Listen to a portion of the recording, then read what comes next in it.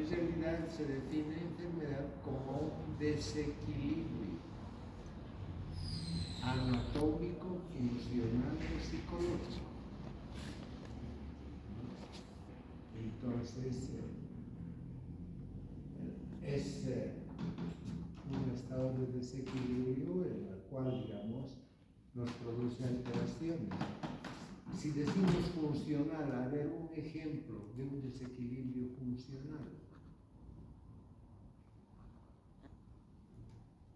De cualquier cosa, a ver, una enfermedad. Diabetes. ¿Qué sería la diabetes? La diabetes, el páncreas ya no funciona, ya no segrega insulina, ¿verdad? Entonces se acumula en la sangre el azúcar. Es un desequilibrio. Lo normal, la concentración de azúcar normal en sangre es de 75 a 115 miligramos por mililitro, ¿no? Entonces, es constante que debe permanecer esta concentración. Cuando se come mucho, se segrega insulina y la insulina deposita, se transforma en glucógeno y ese glucógeno se deposita en el hígado. Si se sigue comiendo, se transforma en grasa, en un gordo, ¿verdad? Entonces es el proceso normal, pero la concentración de azúcar en sangre tiene que permanecer constante. Ahora bien, si por el contrario no se come, entonces primero se disuelve la grasa, ¿no?, que transforma en glucosa, y después de eso se transforma el tejido muscular y uno va enflaqueciendo. Primero se consume todas las grasas, pero la glucosa tiene que permanecer constante porque eso tiene que alimentar a órganos vitales. ¿Por qué se llaman órganos vitales? ¿Por qué se llamarían órganos vitales? Necesarios para estar vivos. ¿Ah? Necesarios para estar vivos. Sin esos órganos no se puede vivir. Sin cerebro no se puede vivir. Sin riñón no se puede vivir. Sin corazón no se puede vivir, ¿verdad? Entonces, todos estos órganos que se llaman vitales necesitan esa concentración para funcionar perfectamente. Entonces, en un estado de enfermedad se desequilibra eso y se va todo al tacho, ¿no? Y si uno no trata la diabetes, se muere, pues, tranquilamente. Entonces, los medicamentos nos sirven para tratar estos estados de desequilibrio. Ese sería un desequilibrio funcional porque el hígado ya no funciona. A ver, un desequilibrio desde un punto de vista estructural, ¿cómo? ¿Qué sería? ¿Ah? Pues hemos dicho que es un desequilibrio funcional, físico o psíquico. Uno físico, a ver.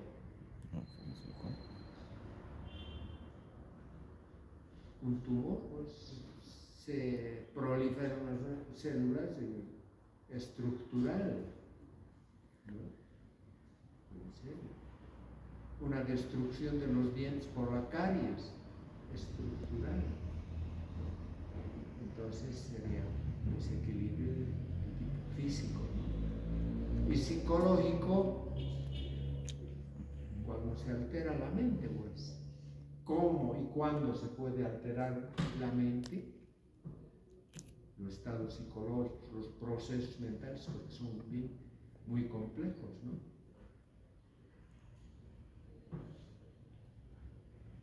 Estados de locura, ¿no?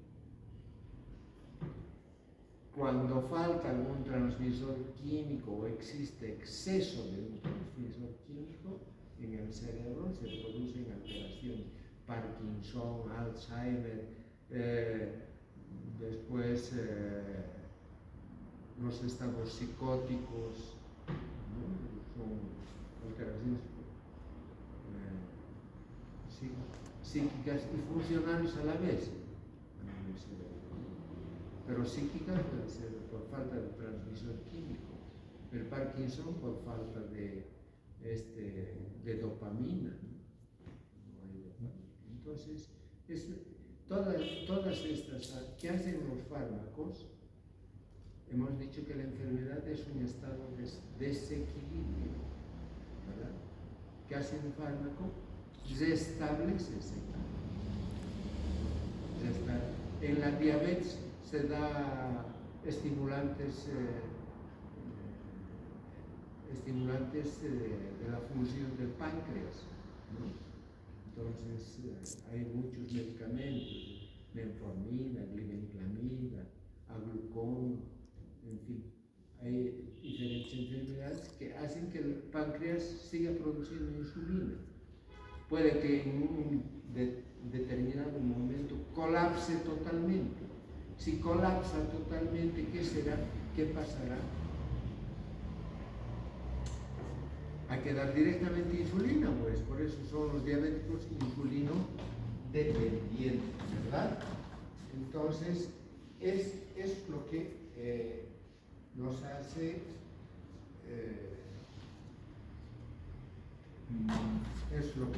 digamos, un fármaco. Entonces, a ver, los fármacos, ¿cuáles son las alteraciones que podrían producir dentro de la función de los órganos, sistemas o las células? ¿Cuáles serían esas funciones que alteran?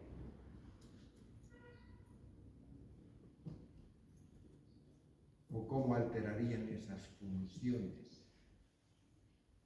A ver. ¿Cómo alterarían?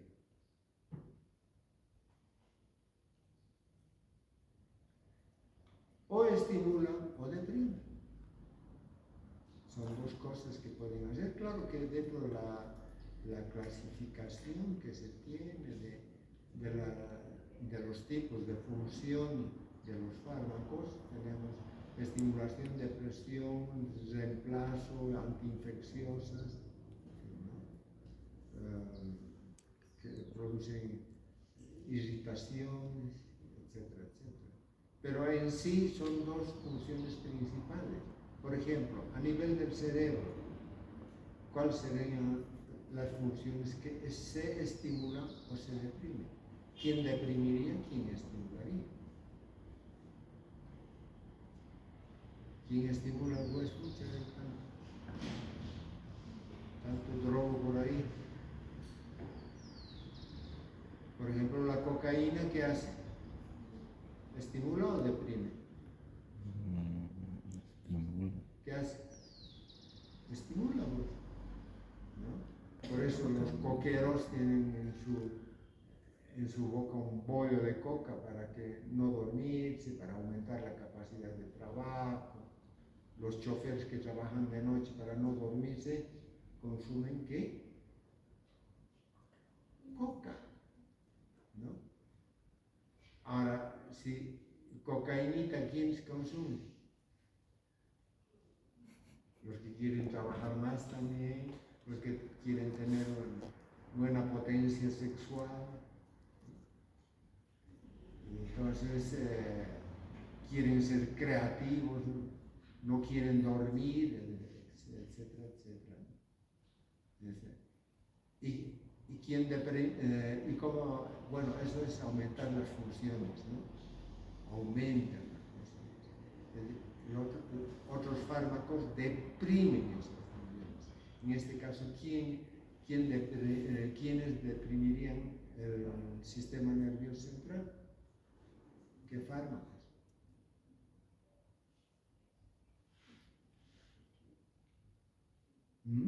¿Analgésicos? los anestésicos, ¿no? Hacen dormir porque deprimen, disminuyen la función del cerebro. Cuando uno se chupa, igual, ¿verdad? Cuando uno está chupado, ¿qué pasa? Alcohol, se deprime, ¿no? O sea, al deprimirse, ¿qué hace? Se duerme, ¿no? La morfina, ¿qué hace? Produce sueño.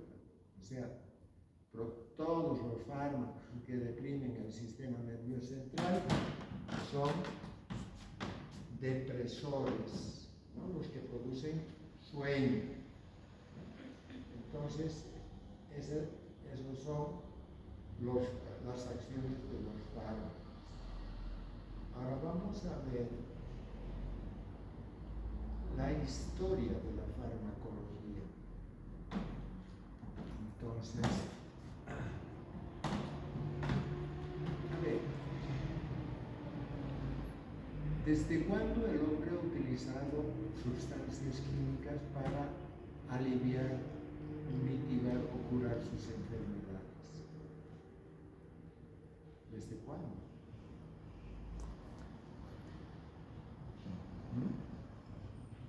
¿Desde cuándo podría ser que ha pasado eso? Desde siempre, desde que el hombre era hombre.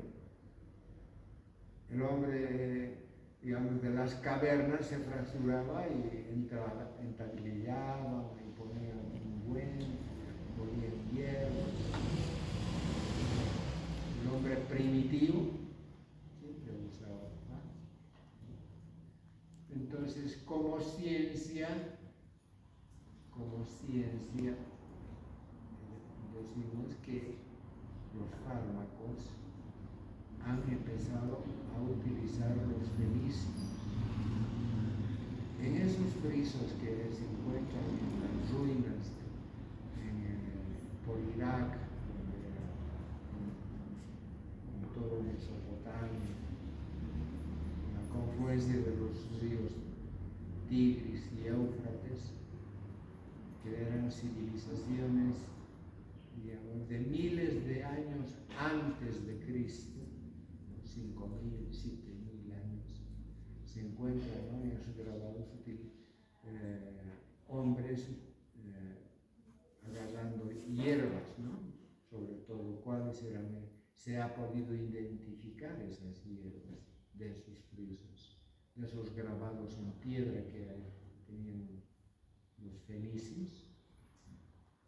Era la adormidera y la mandrágora. ¿Cuál era la adormidera? ¿Qué era la adormidera? Pues la amapola, de donde se saca el opio, la morfina, pero principalmente el opio. El opio, digamos, es una droga como tal, como definimos actualmente droga, toda aquella sustancia que produce adicción, dicen ahora que es la droga, ¿no? Pero hemos dicho nosotros que antes se llamaba todo droga, por eso habían droguerías, ¿no? Entonces, la morfina o el opio es un medicamento fantástico, ¿no? Nos alivia el dolor totalmente, nos produce un bien. ¿De qué curso es?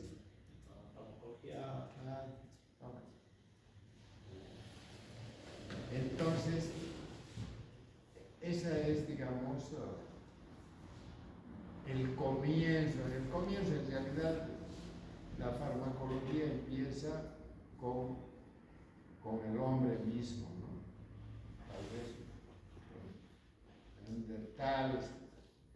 Se han encontrado, digamos, descritos de tratamiento en papiros de 1600 años antes de Cristo, una descripción, digamos, casi semiológica de la enfermedad y su tratamiento. ya en forma, digamos, más sistematizada. Entonces, 1600 a 1500, ¿no? De 1500 a 1600 años antes de Cristo, ¿no? En China ha evolucionado bastante la farmacología. Los chinos tenían medicamentos muy sofisticados y sobre todo los hindús, ¿no? Los hindús fueron los primeros en utilizar vacunas, ¿no? Que después la medicina occidental, la que nosotros practicamos, a nosotros más o menos nos han enseñado toda la medicina occidental,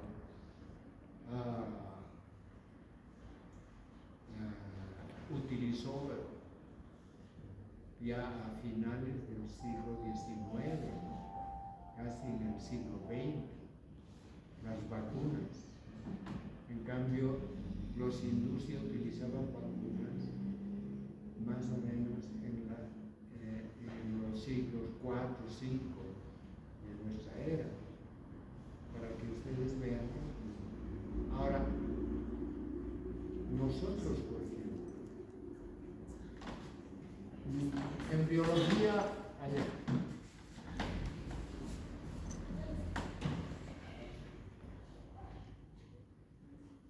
por ejemplo, ha sido muy interesante acá, porque nuestros cayahuayas eran los primeros que trataban el paludismo con mucha efectividad, utilizando la corteza de la quina, ¿no? De donde se sacó posteriormente la quinina, que se utiliza hasta ahora en el tratamiento de la malaria, ¿no? Entonces, cuando se estaba construyendo el canal de Panamá, la gente moría mucho con esta enfermedad, ¿no? Con la malaria, porque era selva y había mucho mosquito. Y ustedes saben que los mosquitos son los transmisores o los vectores de la malaria. Entonces, llevaron de acá cayahuayas, ¿no? Para que trataran esa enfermedad. Entonces, también nosotros, dentro de que es la cultura inca, etc., sabíamos tratar. Solamente hay muchos fármacos, entre ellos los curarizantes, por ejemplo. Es propio de nuestra gente, ¿no? Los curarizantes, solamente que la medicina occidental purificó, dosificó, vio cuáles efectos tóxicos tenía, cuánto se debe dar, cuánto no se debe dar. Han hecho un estudio un poco más profundo, más científico, pero viendo que nosotros utilizábamos esas sustancias para el tratamiento de diferentes enfermedades, ¿no? Ahora, después, digamos, Discórides, que era el cirujano de Nerón también. Los árabes fueron los primeros en tener hospitales y droguerías, o sea, lugares donde se expendían fármacos. Fueron los árabes, ¿no? Tenían clínicas, o sea, los árabes, digamos, en realidad nos enseñaron mucho, ¿no? Respecto, digamos, al tratamiento de las enfermedades. Los árabes eran los mejores médicos del mundo. Entonces, esto también nos enseñaron matemáticas, pero con mucha exactitud y profundidad. Por eso utilizamos hasta ahora números arábicos,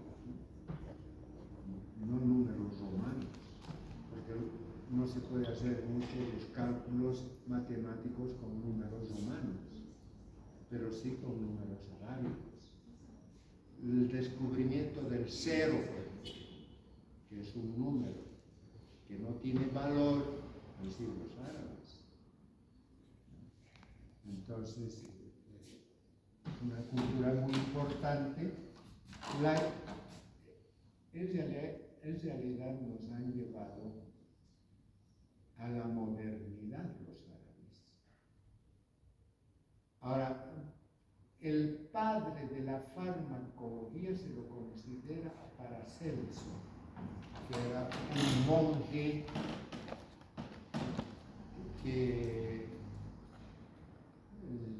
estudiaba botánica, ¿no? Y sobre todo estudiaba las plantas medicinales, las clasificó y vio en qué enfermedades se podía utilizar y cómo se podía utilizar, ya casi en nuestra era moderna, que sería más o menos a partir del siglo XV o XVI, 1600 más o menos. Entonces, a Paracelso se le considera el padre de la medicina, pero como ustedes verán, la medicina se ha aplicado desde mucho más. He tenido oportunidad de estar en un museo en Colonia, Alemania, un museo romano especial, pero era una civilización tan avanzada, especialistas en traumatología, porque estaban siempre en guerra y utilizaban mucho, digamos, tenían mucho conocimiento de anatomía y sus instrumentos quirúrgicos maravillosos, ¿no? Para hacer preparaciones de hueso, etc. Prácticamente como nuestros tornos dentales actuales, ¿no? Lógicamente que eran más mecánicos. Las fresas idénticas de los actuales. Lo que he podido ver idéntico, digamos, es lo que llaman pico de pato los ginecólogos para hacer examen de vagina, ¿no? Así se abre. Entonces, exactamente como la que tenemos ahora, ¿no? Que utilizan los ginecólogos. Ninguna diferencia. Entonces, como han podido ver, la farmacología tiene cosas. Bueno, vamos a ver ahora las ramas de la farmacología. La farmacología en sí es una materia demasiado amplia. Es tan amplia que para ser farmacólogo tendríamos que estudiar 7 años, 8 años, totalmente, porque comprende una serie de ramas, ¿no? Ahora, por eso hemos dividido en diferentes ramas que se ocupan los diferentes o las diferentes ramas de la medicina. Por ejemplo, a ver, vamos a ver. La farmacognosia. ¿Quiénes estudian? Es una especialidad de la farmacia. Porque nosotros vamos a tocar el título, nada más. Porque para estudiar eso tendríamos que estudiar años. Solamente la farmacognosia. Ahora, ¿qué estudia la farmacognosia? Estudia el origen de los fármacos, ¿no? Entonces, ¿de dónde vienen? A ver, ¿de dónde vienen? ¿Cuál es el origen de los fármacos? ¿De dónde podríamos sacar los fármacos? ¿Ah? Plantas. De las plantas. Después,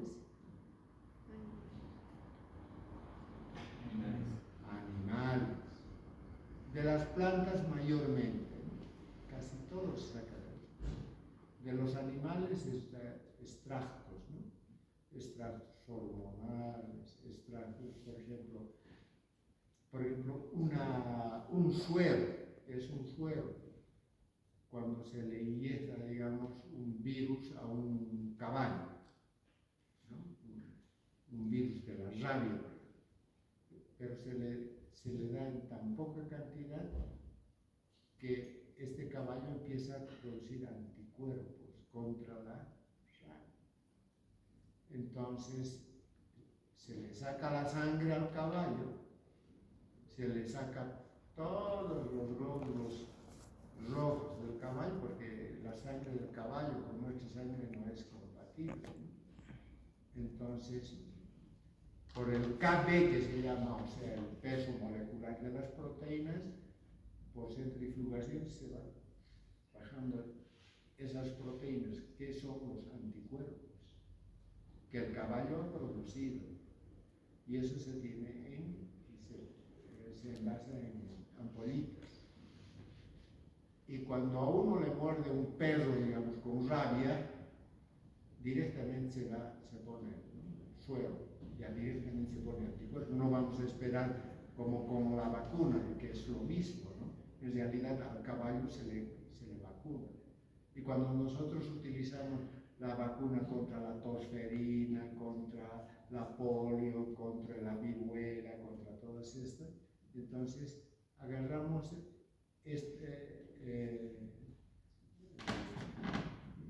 estos microorganismos e inyectamos en poquita cantidad o un poco desnaturalizados, ¿no? De tal manera que el organismo capta eso y empieza a producir anticuerpos. Y cuando de verdad nos infectamos con esas bacterias virulentas, entonces el organismo ya empieza a defenderse, ¿no? Entonces, de esa forma, digamos, podríamos tener medicamentos de origen animal. De origen vegetal, los extractos en forma, incluso, digamos, en forma de infusiones. ¿Cuáles son las infusiones que utilizamos? Los mates, ¿no? Matecitos de coca. Después, de los vegetales, los frutos, las flores, los tubérculos de las diferentes plantas medicinales, podemos extraer, purificar, ¿no? Aislar, de tal manera que después dosificamos, ¿no? La cantidad que vamos a colocar. Después, ¿de qué otro origen podríamos tener? De los minerales, ¿no? Minerales podemos utilizar como medicamentos, externos o internos, por ejemplo, el óxido de zinc, el mercurio, el yodo, que utilizamos como antisépticos, como antimicrobianos externos. Ahora vamos a ver el objeto de la farmacognosia. ¿Qué objeto tiene? Uno, determinar el origen, ¿no? De lo que hemos hablado, ¿no? Animal, vegetal, mineral, o por síntesis también podemos obtener. Nosotros podemos fabricar, no solamente extraer de los reinos de la naturaleza. Establecer las características morfoanatómicas de estos, ¿no? O sea, qué características microscópicas o macroscópicas tienen estos medicamentos. Estudiar por métodos ópticos la producción de fármacos. ¿Cómo se estudian los fármacos por medios ópticos? A ver, ¿qué entienden por eso?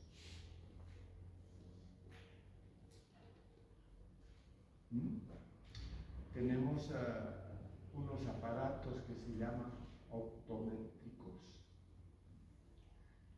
Entonces, de acuerdo a la estructura química que tienen las sustancias, pueden desviar la luz hacia la derecha, hacia la izquierda, o producir el espectro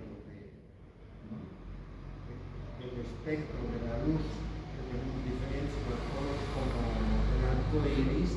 Entonces, cuando tiene cierto peso molecular o cierta estructura molecular, entonces por esos métodos podemos hacer determinaciones de qué sustancias contienen cierto extracto.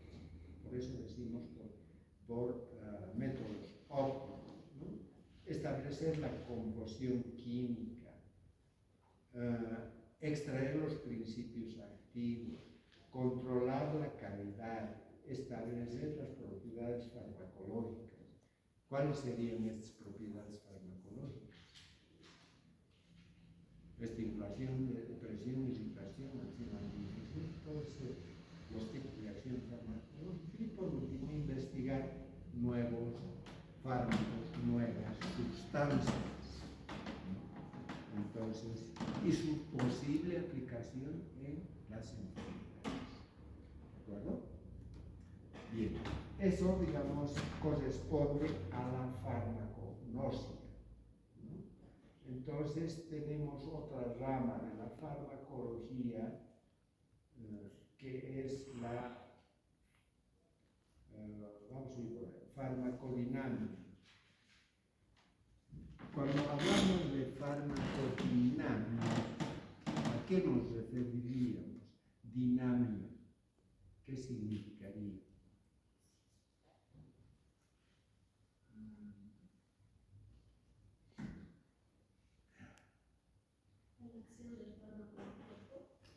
A la acción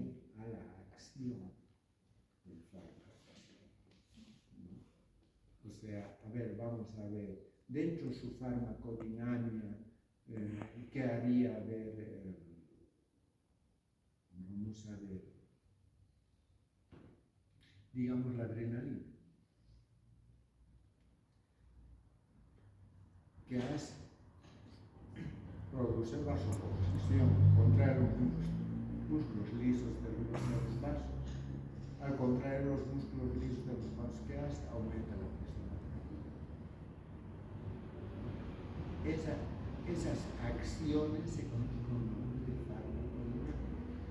Entonces, en este caso, digamos, existe una estimulación a la contracción. Otros fármacos dentro de su farmacodinámica pueden producir una relajación de la musculatura lisa de los vasos, produce vasodilatación y produce hipotensión arterial, por ejemplo. Entonces, la cada sustancia va, digamos, a actuar sobre un tipo de células. Porque, por ejemplo, si yo consumo, digamos, a ver, cualquier sustancia, digamos, a ver, un barbitúrico. Un barbitúrico va, consumo por boca, por vena, por músculo, por cualquier lado. Entonces, esto se pasa a todo medicamento que se administra al organismo pasa a la sangre. Por eso siempre determinamos la concentración del fármaco en sangre y se calcula la óptima concentración de este fármaco en sangre. Por ejemplo, por eso cuando uno se choca con alguien, lo primero que hace la policía es determinar si ha consumido o no alcohol. Y si ha consumido alcohol, ¿qué concentración de alcohol tiene en sangre? Entonces, si tiene alta concentración, está totalmente ebrio. O si ha tomado un vaso de cerveza, bueno, pues la concentración, solamente un vaso, entonces tendrá una concentración baja, ¿no? Y de acuerdo a eso se determina el grado de responsabilidad de que se exige. Entonces, todos los fármacos, todos pasan a la sangre. Primero, después de la sangre se distribuyen por todo el organismo, porque la sangre circula por todo el organismo, se distribuye por todo el organismo. No. Después que va específicamente a determinadas células. ¿No? Si son relajantes musculares, irá al músculo donde va a actuar. Actúa a nivel de los músculos, punto. No actúa sobre otro tipo de células, de la piel, de los ojos, etc. En ninguna célula más, sino eso se llama especificidad. Si tomo alcohol, va a actuar a nivel de las células nerviosas, ¿no? Aunque tienen cierta acción sobre otros, pero no actúa desde un punto de vista farmacológico, sino desde un punto de vista tóxico sobre otros órganos. Pero muchas veces, antes de que existiera la anestesia, entonces, ¿qué hacían? Se metían whisky hasta quedar totalmente ebrios y después se procedía a la amputación, a la extracción de un cuerpo extraño, una bala, etc. Pero antes de que exista anestesia, era ese era el sistema, ¿no? Aunque nosotros utilizábamos hacía emplastos de coca, ¿no? Que también anestesiaba, calmaba todo. Entonces, hay dos características muy importantes: la especificidad, ¿no? Y la reversibilidad. Son dos cosas que deberían tener los fármacos. O sea, actúan específicamente en determinadas células. Ahora, la acción de los fármacos en determinadas células puede ser de estimulación o depresión, ¿no? Son las dos principales, les he dicho, tipos de acción farmacológica. Ahora, ¿qué hace en las células? Digamos, esta es una célula. ¿Por qué no actúan en el resto de las células? ¿Por qué actúan en un tipo de células solamente? Porque estos fármacos tienen receptores específicos. O sea, estos fármacos van como una llave a una chapa. Pueden entrar, digamos, muchas llaves, pero ninguna abre, una abre, nada, ¿verdad?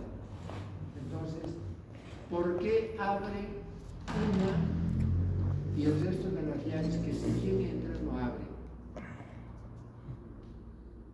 Porque los dientes de la llave son diferentes, ¿verdad? Entonces es igual, es casi exactamente igual. La interrelación fármaco-receptor, y existe una interrelación molecular entre el fármaco y el receptor. Y de esa manera, digamos, cuando eso es compatible, va a producir una alteración en la función de la célula. ¿Entienden?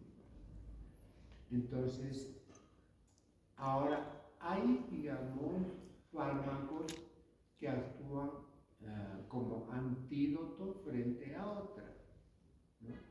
Por ejemplo, ya ven, digamos que tenemos una chapa y una llave.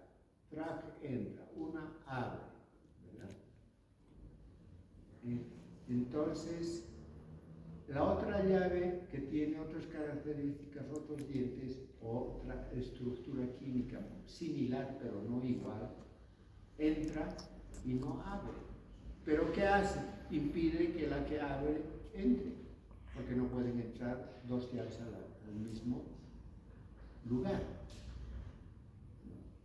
Entonces, cuando hablamos de acción antagónica, decimos que esta que no abre entra al receptor, pero no tiene ningún efecto. Y por tanto está desplazando al fármaco que tiene efecto. ¿Me entiende? ¿Está claro lo que les estoy hablando? Entonces, eso se estudia dentro de lo que es la farmacodinámica, ¿no? Entonces, es el receptor,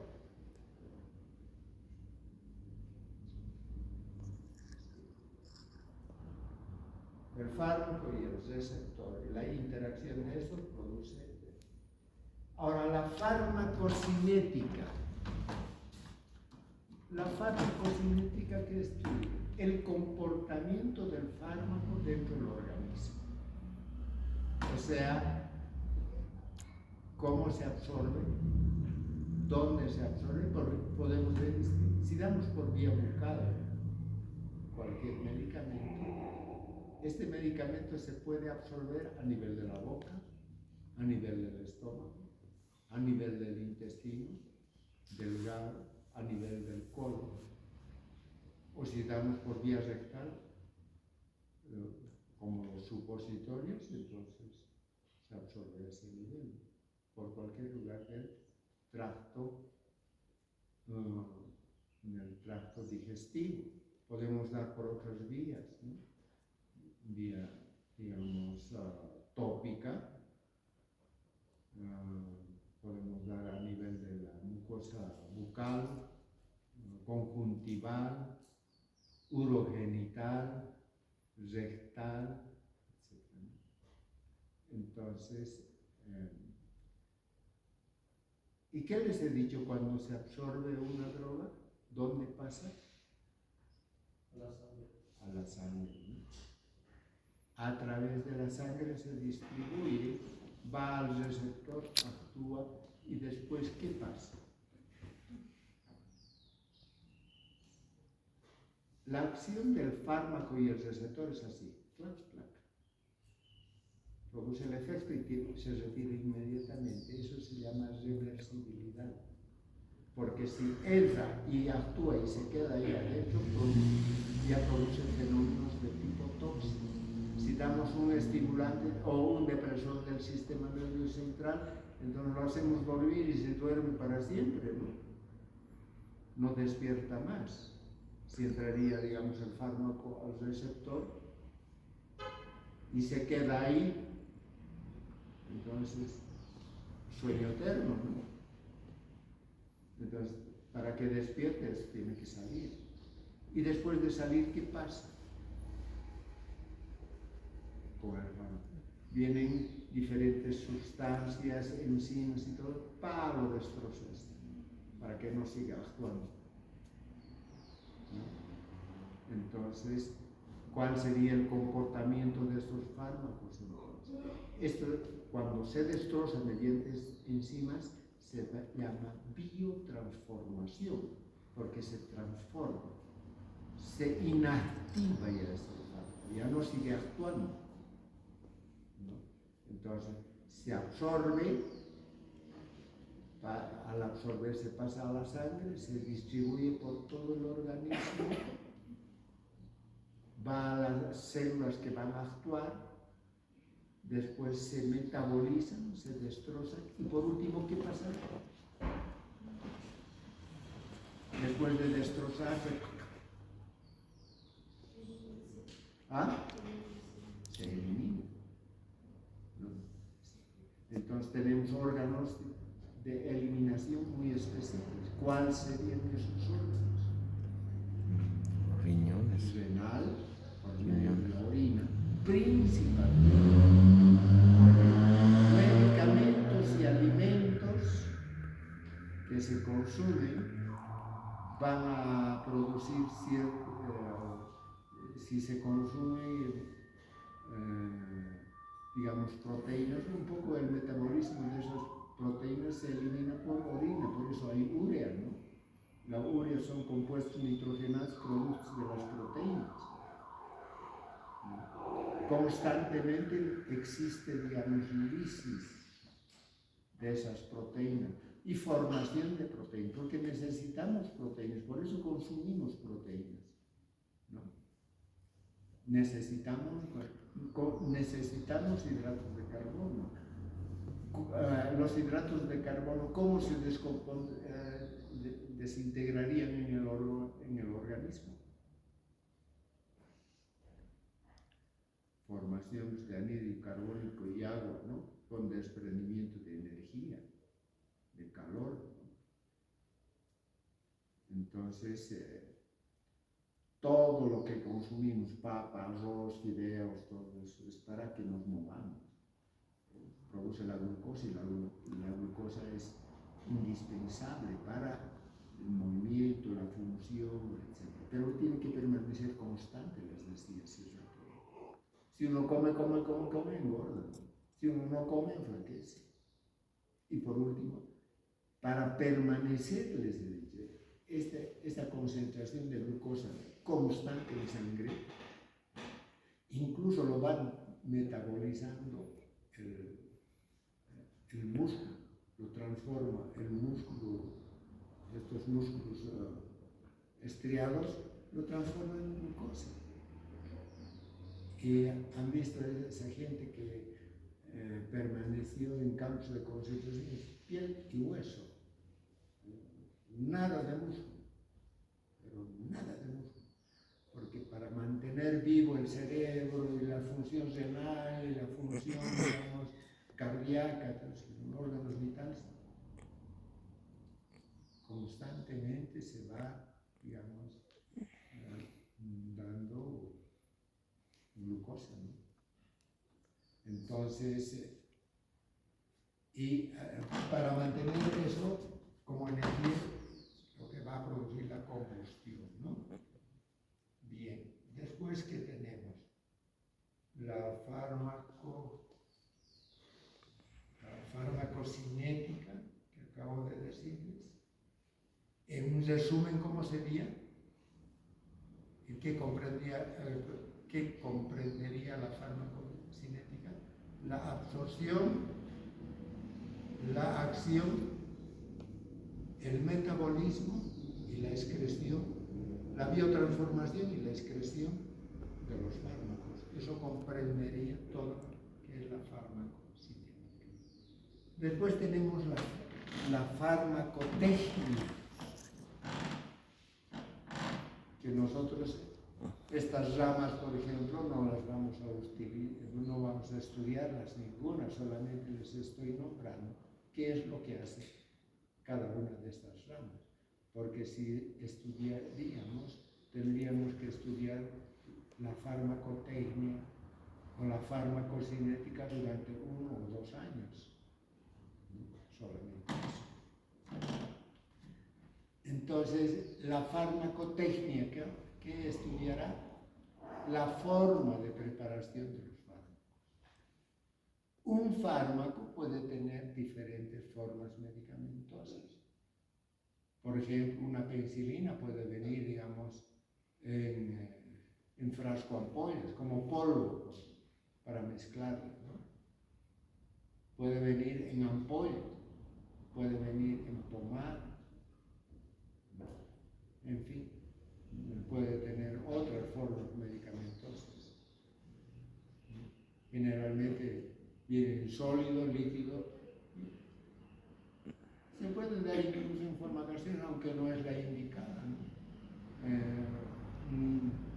Pulverización, o sea, de la nariz se dan diferentes medicamentos sólidos, ¿no? Sobre todo broncodilatadores. Cuando uno tiene asma, pueden ser algunos líquidos, tales como broncodilatadores tipo de adrenalina, o podemos hacer nebulización. Entonces, la farmacotecnia es la preparación de los fármacos, ¿no? Entonces, dentro de la farmacotecnia, primero podemos producir el acopio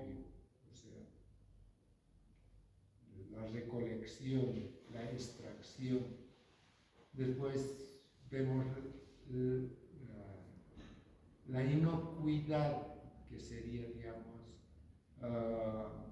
cuando vemos que esta sustancia química no hace nada al organismo, no hace nada malo, no actúa como veneno, pero sí se puede aplicar en cierto tipo de enfermedad, ¿no? Entonces, la utilidad y inocuidad del fármaco. Entonces, todos esos aspectos se ven dentro de lo que es la farmacotecnia. Y después tenemos la terapéutica. Nosotros estamos estudiando ahora que es farmacología, ¿cómo es? Farmacología y terapéutica, odontológica. Estamos más específicos todavía, más corto. Entonces, ¿cómo podríamos definir terapéutica? Cuando todos los aspectos que hemos tomado anteriormente, entonces podemos decir que es una ciencia, ¿verdad? ¿O no? ¿Cuándo decimos que es ciencia? ¿Cuándo decimos que es científico?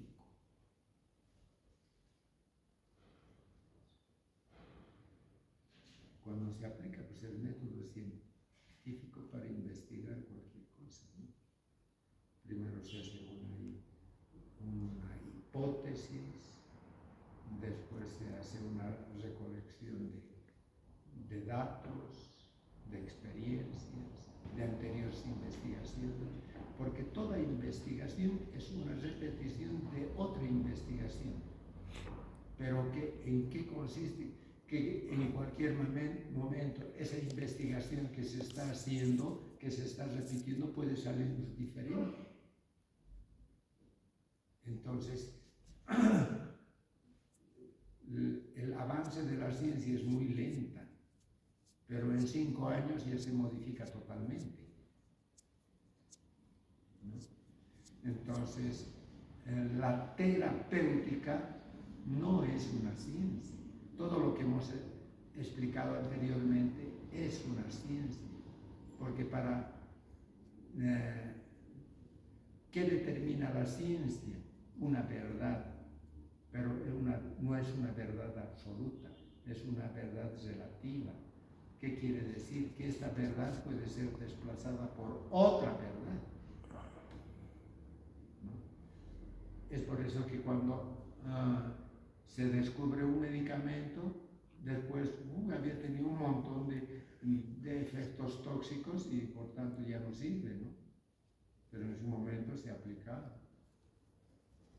Entonces, hay muchas cosas que se han puesto al mercado, después se han secado del mercado también casi inmediatamente, por los efectos tóxicos que producían. Entonces, la terapéutica es un arte. O sea, ¿qué significa que es un arte? Que no existen reglas absolutas. En la ciencia existen reglas, ¿no? Ahora, por ejemplo, para mí, digamos, para tratar una infección dentoalveolar, ¿cierto? Para mí sería, digamos, darle amoxicilina, 500 miligramos cada 8 horas durante 10 a 10 días. Para otro, le puedo dar cefalosporina, ¿no? 500 miligramos durante 10 días. ¿Listo? Mejor me da la cefalosporina, ¿no? Porque tengo más experiencia con cefalosporina. Y otro puede decir, no, para mí es la citromicina, ¿no? Entonces, es un arte que nace de la experiencia, es empírica. Todo, ahora, lógicamente, la ciencia sin el empirismo no tiene tampoco, bueno, no tendría sustento, ¿no? Porque toda ciencia se basa en la experiencia previa, ¿no? Entonces, esa es la terapéutica. Y por último tenemos la toxicología. ¿Qué sería la toxicología? Toda aquella sustancia química que es capaz de producirnos fenómenos de tipo tóxico, o sea, nos hacen daño, ¿no? Estudiamos y todo lo que hace daño puede considerarse veneno, es tóxico, veneno, ¿no? Ahora, lógicamente que entre el efecto, porque todos los medicamentos que administramos tienen efectos tóxicos, ¿no? La mayoría, muy pocas se salvan. Por ejemplo, la penicilina es una de las pocas que no tiene efectos tóxicos directos, tiene otras reacciones, tipo alergia, por ejemplo, ¿no? Que no es una reacción tóxica directa, sino es una reacción tóxica de tipo inmunológica, ¿no? Pero directa no tiene. Podemos dar, digamos, casi 1 gramo, gramo y medio. ¿Cómo podemos dar 60 gramos y no va a producir nada, ¿no? O sea, en una infección con explosión de masa encefálica, por ejemplo, necesitamos dar 60, 70 gramos de penicilina, ¿no? Y en una infección, digamos, dental, peridental, damos ¿cuánto? 1 gramo y medio, 1 gramo, 500 miligramos. Pero hay otros medicamentos que con solo doblar la dosis matan. Entonces, si se da, ahí lo que viene es el índice terapéutico y el margen de seguridad que tiene cada fármaco. Pero hay muchos fármacos con solo doblar ya produce fenómenos tóxicos y triplicar ya. Por ejemplo, la morfina en un abstemio podemos dar 60 miligramos para producir sueño, ¿no? 100 miligramos ya va a producir fenómenos tóxicos, 200 miligramos ya lo mata, ¿no? En algunos casos, no en todos, ¿no?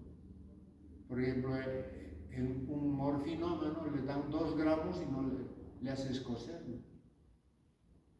Es por eso que los morfinómanos mueren mucho por sobredosis, porque cada vez aumentan más la dosis, que pueden llegar a 2 gramos, y cosa que podría matar a un caballo, pero ellos no. Entonces, todo lo que va a producir alteraciones patológicas va a ser lo que se llama. Bueno, son las 9:00 y terminaremos con esto. ¿Qué es la farmacología pura? Estudia todas las sustancias químicas y las acciones sobre el organismo, sin importar si tiene efectos beneficiosos, no tiene, si se puede tratar con estas sustancias químicas algo o no. Solamente se estudia qué efectos tiene. Efectos tóxicos, solamente las acciones, punto, estudio. Después, la experimental generalmente ya un poco discrimina qué utilidad podemos dar a esta sustancia química, y hacemos experiencias con animalitos, cobayitos, monos, en fin, administrados. Y la farmacología clínica es aquella que es la aplicación de los fármacos en estados de enfermedad. ¿De acuerdo? Entonces, con esto hemos terminado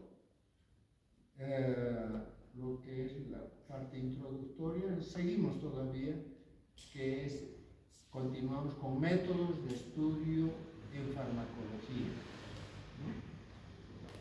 Eso lo vamos a dejar para la próxima clase. Ahora, lo que me parece raro es que sean tan pocos, ¿no?